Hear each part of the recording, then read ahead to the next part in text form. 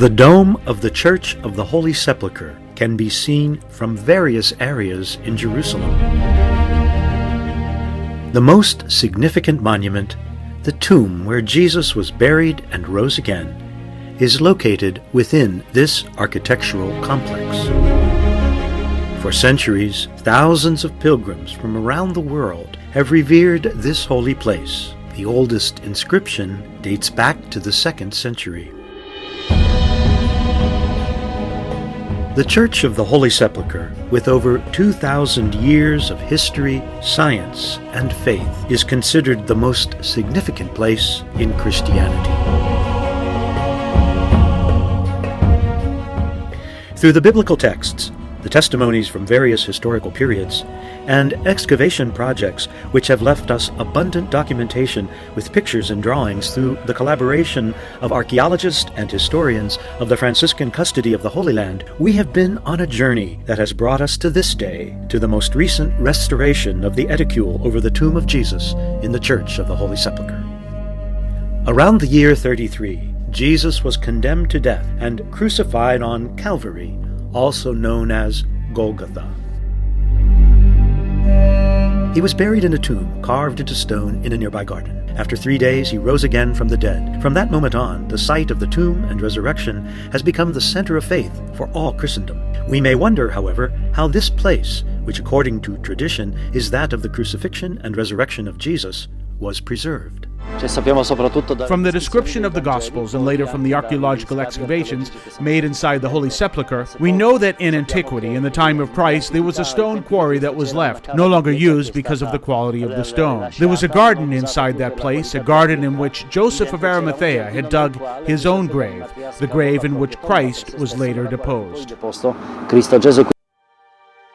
In the biblical narrative, there are details that support the archaeological research. But also the tradition. Christ followers, those who remembered well where the place of his passion was, lived here in Jerusalem. In 132 AD, the Emperor Hadrian rebuilt the city of Jerusalem and named it Aelia Capitolina. The Jewish and Christian memories were erased. The site of Golgotha and the tomb disappeared under the bulk of a new temple dedicated to Venus or Aphrodite. His desire to hide the Christian shrine had a beneficial outcome for Christians, because everything was preserved. Therefore, in the 4th century, when Helena, Constantine's mother, came here, she rediscovered the sanctuary that had actually remained intact because of the embankment that was hiding the Christian sites. Also, the construction of the pagan emperor confirms the authenticity of the place that you now see behind me. In the year 335, after the pagan temples were destroyed at the request of the Emperor Constantine, the venerated tomb was excavated, and the great complex of the first Church of the Holy Sepulchre was opened on September 13th of the year 335. Saint Helena, the mother of the Emperor Constantine, came to Jerusalem around the year 327 to 329. Franciscan Father Eugenio Aliata, archaeologist of the Studium Biblicum Franciscanum, would say that, in a way, St. Helena made an archaeological discovery. The most important thing was the discovery of the true cross of Jesus. It was made famous by the propagation of the relic around the world. The most ancient traditions tell us that the Empress herself expressed her desire to dig in order to find relics of Jesus' death, and that her resourcefulness led her to find not only the cross of Jesus, but also other crosses. So it became important to determine which was the true cross of Jesus. Some believe the true cross was identified by means of miracles. Others state it is verified by the presence of the title of the condemnation of Jesus, of which the Gospel speaks, showing the inscription, Jesus of Nazareth, King of the Jews. Dei Giudei. In 1099, Jerusalem was conquered by the Crusaders, and the Church of the Holy Sepulchre once again became the heart of Christianity. But later, other rulers followed, including Saladin and the Mamelukes. The bull of Pope Clement VI in 1342 ordered that the care of the Holy Sepulchre and of other holy places be entrusted to the Order of St. Francis of Assisi. Since then, a community of Franciscans has been located within the church. The Holy Sepulchre is an ancient building which dates back partly to the era of the Crusades in the 12th century and partly to even older ages. In 1927, it was struck by a strong earthquake, which caused the destruction of part of Jerusalem. The British Mandate of Palestine, which at that time governed the city, decided that the church had to be closed to the public, or else be shored up by pillars and iron and wood supports. Yet it was still open to the public, but the three communities came to the conclusion that it was necessary to provide a systematic restoration of the building and found a way to form a joint technical committee.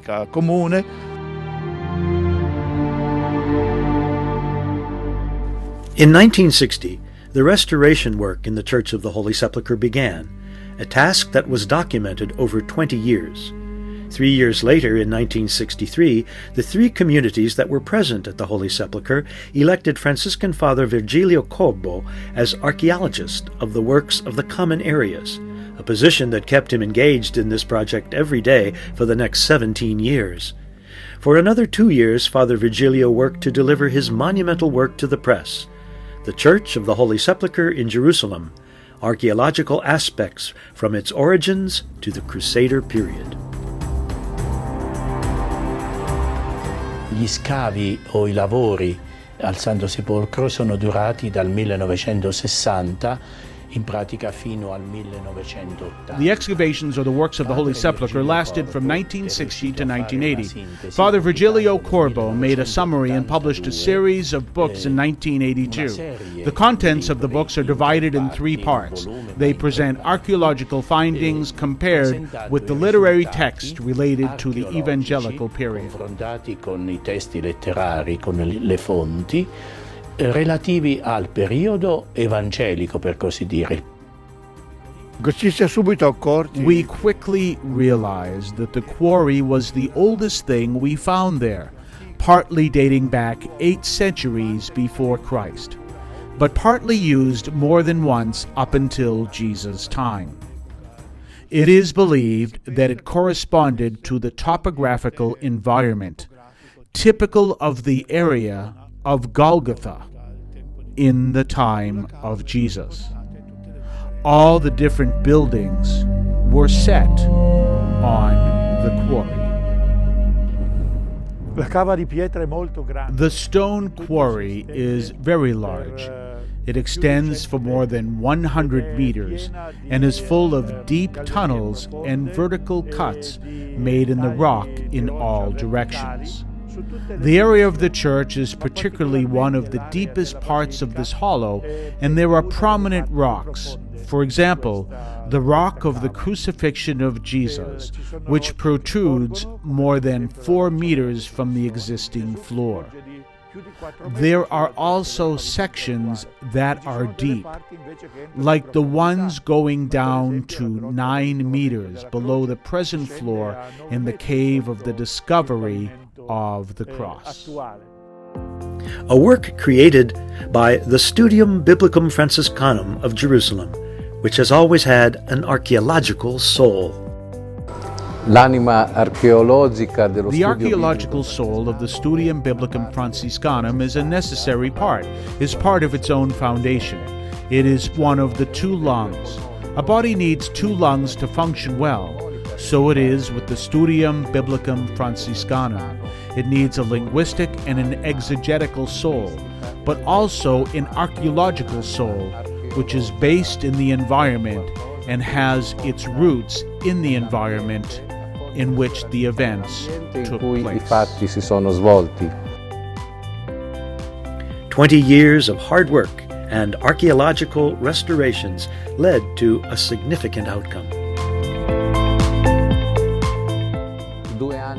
2 years after the end of the excavations in 1982, Father Corbo published the results of his research in 3 volumes, 2 archaeological works and 1 photographic documentation. These volumes have remained to this day the center of attention and have the characteristic of being complete.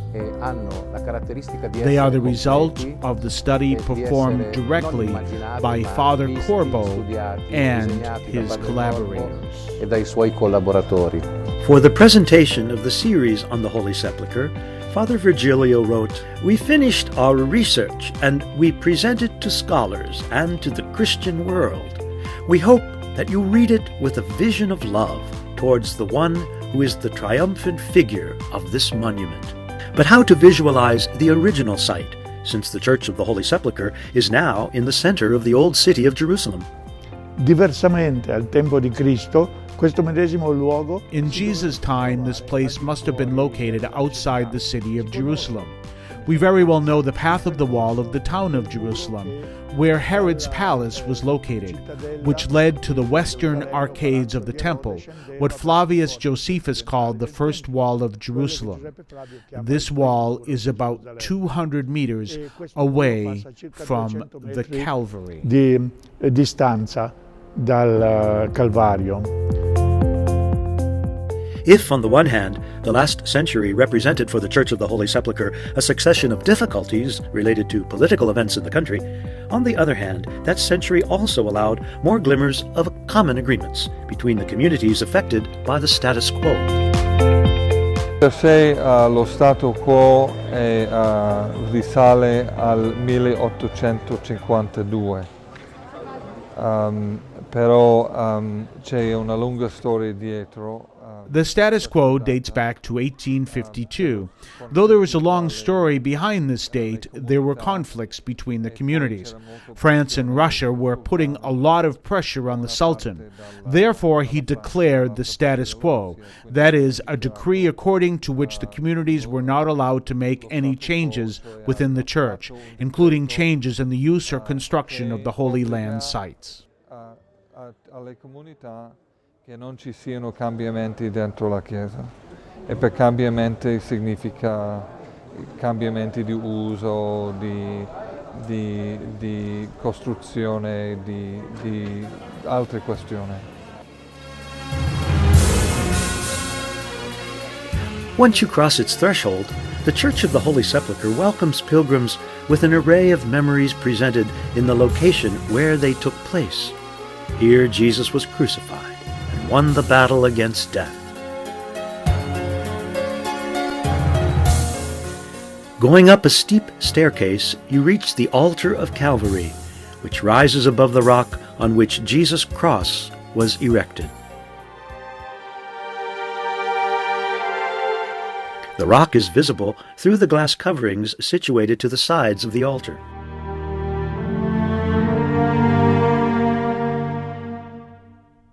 Pilgrims can touch the rock through an opening in the silver disc under the altar, the spot where, according to tradition, the cross stood.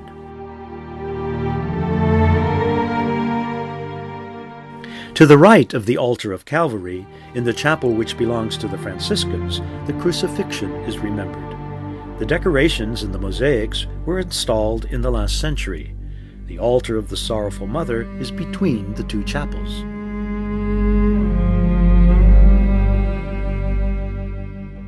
Under Calvary, the Chapel of Adam is one of the oldest in the church. In the apse we see the split in the rock caused, according to early Christian tradition, by the earthquake which occurred at the time of Jesus' death. The fissure would allow the blood of Christ to reach out and redeem Adam, who was believed to be buried there. For the early Christians, this was also the origin of the name Golgotha, the place of the skull. The anointing stone is located in the atrium of the church, in memory of the piety of Nicodemus and Joseph of Arimathea, who prepared Jesus' body for burial. Greatly venerated by the Orthodox, it is adorned with chandeliers and lamps. A mosaic on the partition on the opposite side illustrates the gospel description of the event. From the ambulatory, a staircase descends to the chapel dedicated to St. Helena. The stairway walls are covered with small crosses, engraved over past centuries by Armenian pilgrims witnessing their devotion to the cross. The three-nave chapel, with 4 columns supporting the dome, is the property of the Armenians and dates back to the 12th century. The Armenian chapel of St. Helena leads to the crypt beneath, where tradition holds that the cross of Christ was found.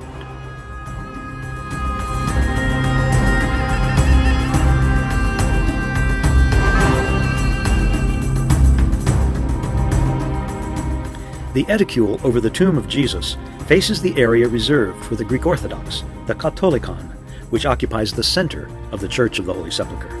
The Brotherhood of the Holy Sepulchre is composed by Greek Orthodox monks and is presided over by the Greek Orthodox Patriarch of Jerusalem.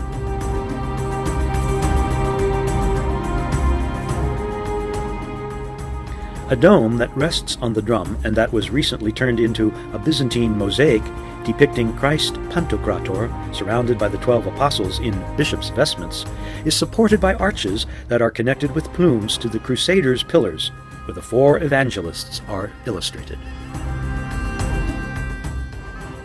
After passing through the columns of the rotunda, one comes to the Franciscans area. The altar on the right is dedicated to Mary Magdalene. Most of the Latin Church's liturgies in the Church of the Holy Sepulchre are celebrated in this area. A Franciscan friary, which houses the friars assigned here, is in the part of the structure located to the north of the rotunda. From here, one can enter the Latin chapel of the apparition of Jesus to his mother. This ancient memory, not narrated in the Gospels, is commemorated in this chapel, where the column of the flagellation of Jesus is also preserved. The lateral gallery of the church is formed by a series of arcs called the Arches of the Virgin Mary, because they evoke the visits of the Virgin Mary to the tomb. In the history of the Church of the Holy Sepulchre, the recorded witness of pilgrims as well as the great and ancient medieval authors are numerous. Among them Eusebio di Cesarea, Cirilio di Gerusalemme, St. Jerome, and the pilgrim Egeria. According to the research of Father Debo, Egeria came to the Holy Land between the years 381 and 384. She was traveling from Spain, from the northwestern region of Spain, Galicia, the actual Galicia. She was a great woman. There are different hypotheses. She must have definitely belonged to the religious life of the time. She was maybe part of a community of nuns. And in modern times, there are many other witnesses, including the visit of 4 popes. In 1964, Paul VI was the first successor of Peter to visit the Holy Land, while the Second Vatican Council was well underway. His visit was also marked by his meeting with Patriarch Athenagoras. This meeting is uniquely important in the history of the Church, for the relations between the churches and so on. His Holiness Pope Giovanni Paolo II came here as a pilgrim also, but he came as a pastor. He certainly wanted to visit the holy places, but he also wished to meet with as many people as he could, people of all faiths, particularly the Christians present here. Walking through the streets of the Christian quarter of the Old City, Benedict XVI arrived at the Holy Sepulchre, the main goal of his pilgrimage. In the atrium at the foot of Golgotha, he bowed to kiss the stone of unction.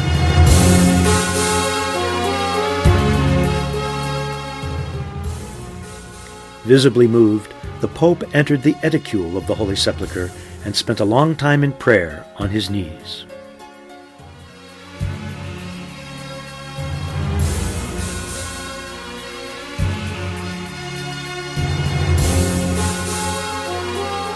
Standing in this holy place, we stand in this holy place and ponder that wondrous event How not to feel that our hearts are pierced like the hearts of those who first heard Peter's preaching at Pentecost.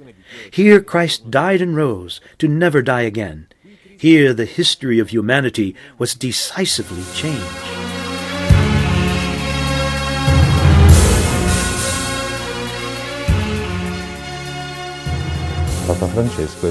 Later, on the occasion of the 50th anniversary of the visit of Pope Paul VI here in the Holy Land, and of his meeting with Patriarch Athenagoras, Pope Francis visited the Holy Land, and there also was a meeting which commemorated this event right in front of the edicule of the Holy Sepulcher.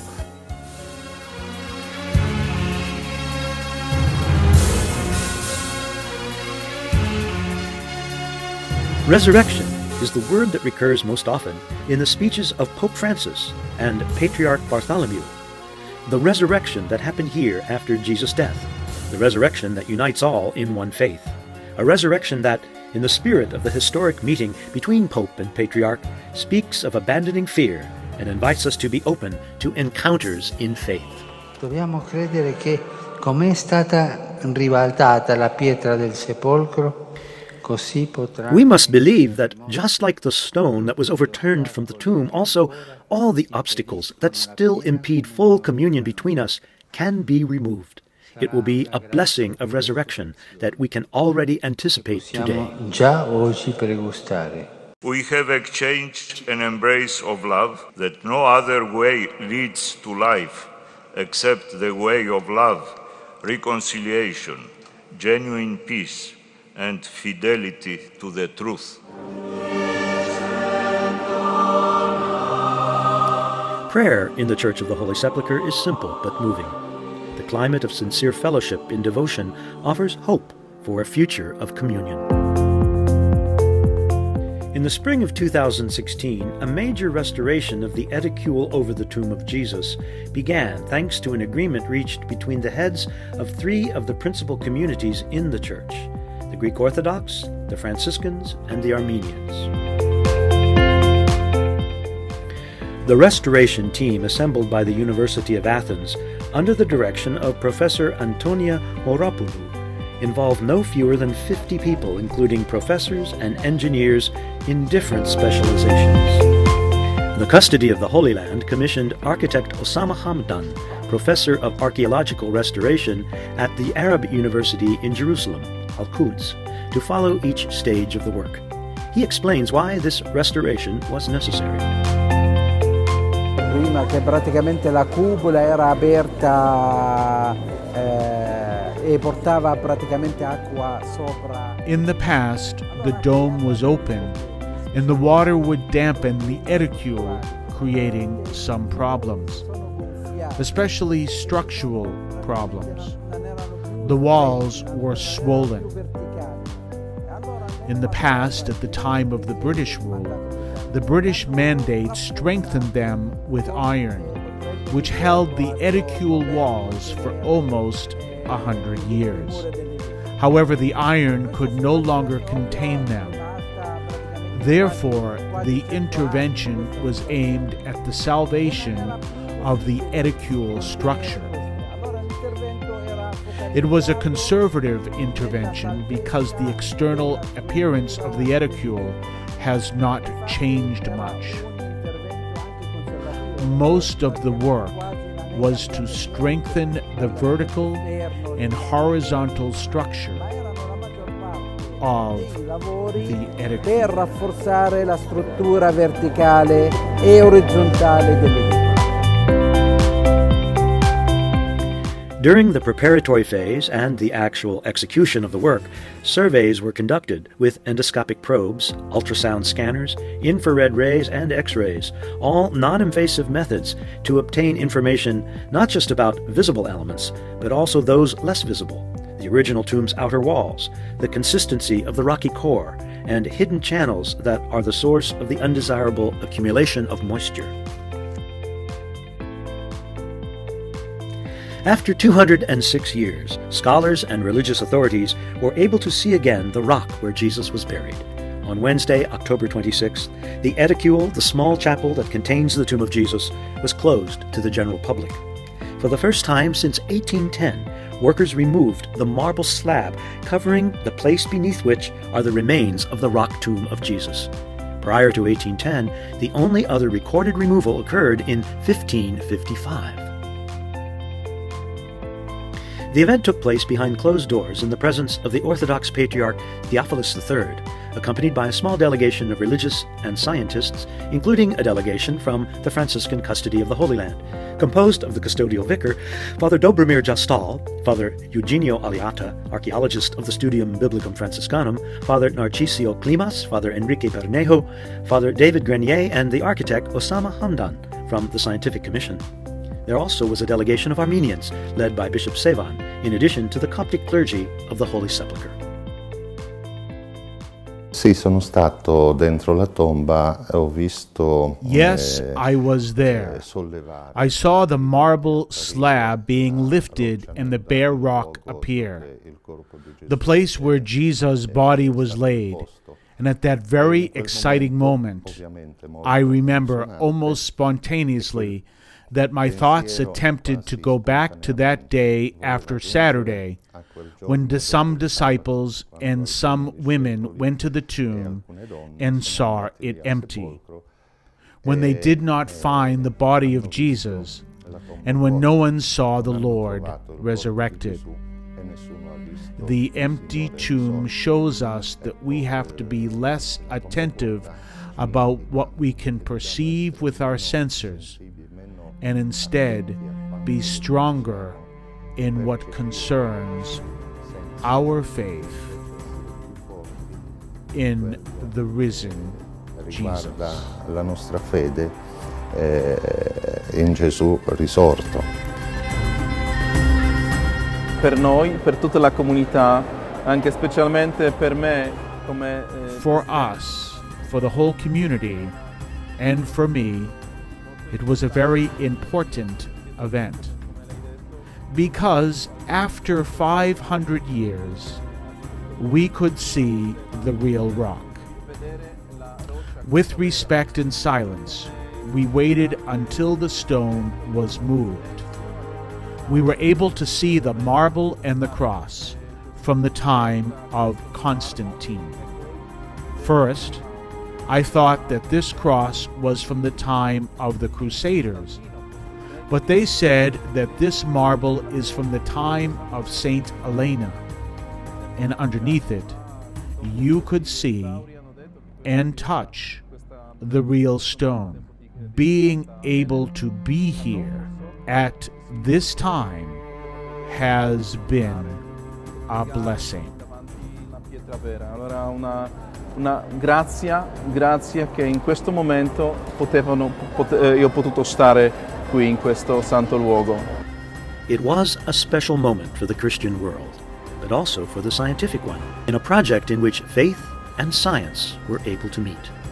Il momento più bello e penso emozionante. The most beautiful and exciting time of this project was the opening of the tomb of Jesus Christ.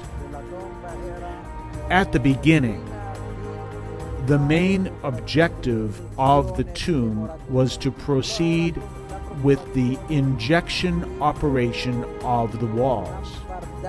The concern was to do no harm, to infiltrate the injection material inside. That was the most beautiful and exciting time of this project, which was later aired throughout the world. Progetto che è andato in onda poi in tutto il mondo. Per me il momento più incredibile è stato quando è stata tolte le pietre dell'edicola la prima volta, proprio le pietre esterne. I believe the most amazing moment was when the stones of the edicule were removed for the first time, just the outer stones, and we were able to see the original rock which is under the edicule. It is unfortunate that it cannot be visible, but succeeding in uniting all confessions to be able to perform the restoration of the edicule was already a great achievement. In the future, we hope to be able to work together again to give easier access to the many pilgrims and even access to the 2,000 years of history in this place. E anche la conoscenza della storia dall'inizio, in tutti questi 2000 anni di storia del luogo. When I entered, I could see what was under the latest marble slab. This means that the place was venerated even before. I already knew, but now we have proof of it. I brought paper and pencil and waited in a corner of the Holy Sepulchre for quietness and inactivity on behalf of the restorers until, with great emotion, because I knew that I was among the few who were able to see this rediscovery of the rock of the burial and resurrection of Jesus, I made a drawing of what I saw. Il disegno di quello che ho visto. Le novità principali riguardano la scoperta della presenza di una lastra It is obviously an inferiore. imperfect drawing. I was in a hurry and was not able to take the exact measurements.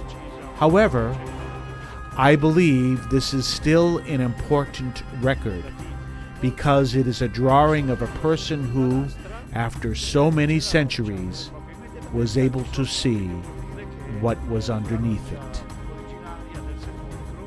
The main changes concern the discovery of the presence of a plate smaller than the one everyone knows that bears an engraved cross that is the typical cross of the Latin Patriarchate of Jerusalem. Moderno, non sappiamo quanto esattamente sul pavimento antico. Franciscan Father Narciso Climas, professor of church history and of the history of the custody of the Holy Land, was also moved by this event. As Father Narciso points out, the marble slab found under the one which was temporarily removed is split in half and presumably dates from the time of the Crusaders. The position of the bench and of the remains of the rock from which the tomb was excavated, found in the wall surrounding the edicule, would seem to indicate that this is an arcosolium, the common type of tomb from this period, and not a Kochim tomb, as has been claimed by some. The confirmation comes from studies by archaeologists. Ecco, non tutto è possibile verificare e dire. Also under the second plate is the real rock itself, immediately below.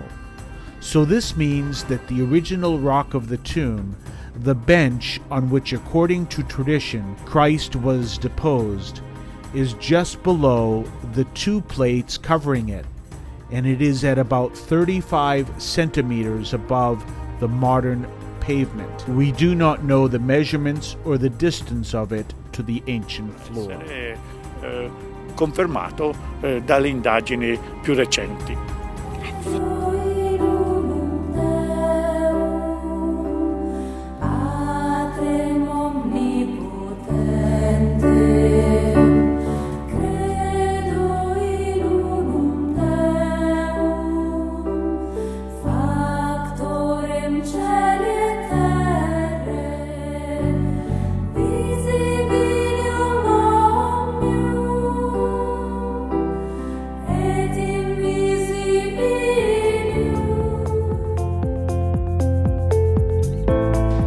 The plaza outside the entrance of the Church of the Holy Sepulchre, the area around the edicule and in nearby corridors, as well as the upper gallery next to the Franciscan residence, were all part of a construction site during the restoration, complete with scaffolding, stone pieces removed from the edicule, and a variety of equipment.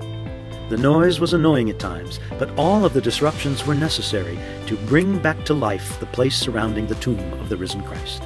This significant work, protected by barricades, sharpened the curiosity of onlookers seeking to understand what was happening.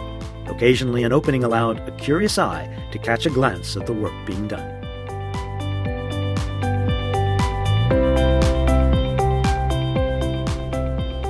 To everything there is a season, time for every purpose under heaven. These have been long months, starting from the arrival of the materials and equipment, then the cutting of stones and the cleaning of 2 centuries of soot. Finally, the time came for the removal of the scaffolding and of the iron supports placed by the British to shore up the edicule in the late 1940s, allowing the restored and cleaned edicule to appear much as it was when new over 200 years ago in its original color.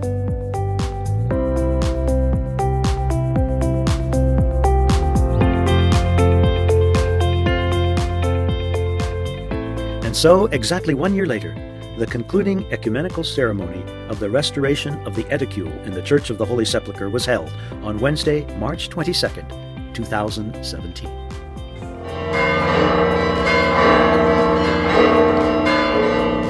A special day for Christians not only in the Holy Land but in the entire world. In Jerusalem, the ecumenical ceremony of completion of the restoration and rehabilitation of the edicule of the Holy Sepulchre was held Wednesday, March 22 at 10 in the morning. The historic agreement was reached exactly 1 year ago on March 22, 2016. The representatives of the three religious communities, which are the primary custodians of the Basilica as determined by the status quo, proceeded with the signing of the document. The Greek Orthodox Patriarch Theophilus III, the Apostolic Armenian Patriarch Nuran Manugian, and the then Custos of the Holy Land Pier Battista Bizabala. In the front row at the ceremony, apart from the three signatories, the current Custos of the Holy Land Francesco Patton, the Apostolic Nuncio Giuseppe Lazzarato, who represented the Holy See, and Archbishop of Constantinople, Ecumenical Patriarch Bartholomew. Among those present were also the representatives of other churches of the Holy Sepulchre, the Coptic, the Syriac, and the Ethiopian communities, as well as those of other Christian denominations in the Holy Land, and various religious and civil authorities, including the Greek Prime Minister Alexis Tsipras. The many faithful who packed the Basilica clearly proved that it was a historic moment. Questo restauro è stato possibile This restoration was made possible thanks to everyone's willingness, and especially thanks to the three major churches that were able to envision a change and to lead everyone, even the most recalcitrant, to an agreement that was necessary as well as long overdue and expected by all the communities and by our faithful. This restoration also shows our desire to heal disunion so that we can inspire the new generations to a better and higher understanding of love in the Church that bears the wounds of our divisions. So this seemed an impossible mission, but it has proved possible. And, repeating what the angel Gabriel told Mary, nothing is impossible with God. Parafrasando quello che l'angelo Gabriele dice a Maria, nulla è impossibile con Dio. It's a message to the world and to our region here that we can, what is considered to be impossible can be possible. And this is what we've done today. And I think it's a sign of inspiration for everybody that we as human beings, we can overcome ourselves and attain to what is needed to peaceful and harmonious coexistence and share this Holy Land, and especially Jerusalem, that is equally sacred to the Abrahamic faiths, Judaism, Christianity, and of course Islam. The restoration works, which were directed by Professor Antonia Moropoulou from the National Technical University of Athens and lasted almost 10 months, entailed a conservative and structural intervention. We are proud today to deliver to the three Christian communities the Holy Edicule rehabilitated. We had great challenges to address, like to reassure the structural integrity and address the deformations which we achieved, to reveal the values and to preserve them and show the continuity of the history, which is now a fact. Sì, l'evento di questa giornata è assolutamente... This event is absolutely extraordinary because it is the result, we could say it is the first ripe fruit of a collaboration between the three main communities here in Jerusalem. The Greek community, the Latin community represented obviously by us and by the Patriarchate, and the Armenian community. This is a very significant event also because this year we will celebrate Easter on the same day, and perhaps this is also a good sign for future celebrations together. Magari questo è anche il segno che in futuro potremo celebrarla non solo nello stesso giorno, ma anche insieme. The meaning of today is a meaning of unity, collaboration, cooperation, unity. So we are very pleased that Greek Orthodox, Armenians and Catholics came together, decided to restore the Holy Sepulchre, and we invoke the grace of our Lord to all of them, to you, to the whole world. We pray for peace and unity.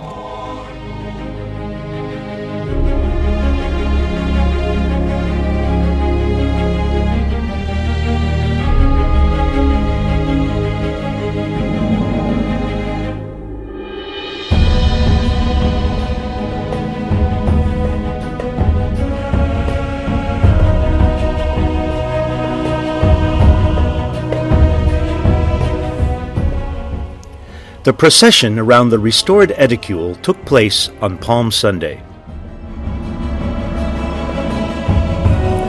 In Jerusalem, in the Basilica of the Resurrection, it is always Easter. The empty tomb bears witness to it. The gospel proclaims it. The Lord is truly risen.